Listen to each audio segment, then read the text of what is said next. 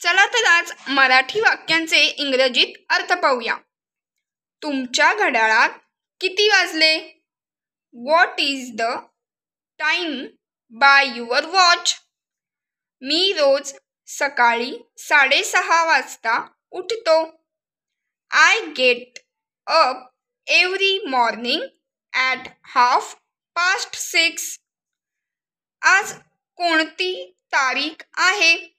What is the date today?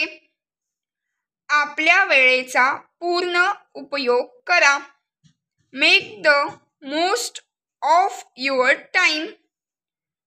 तो 1 minute उशीर करत नाही. He is punctual to a minute.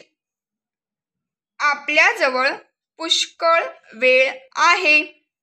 We have plenty of time. जवळजवळ मध्यरात्र झाली आहे. It is nearly midnight.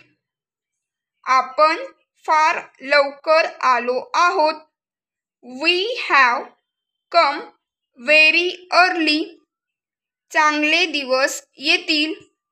Better times will come.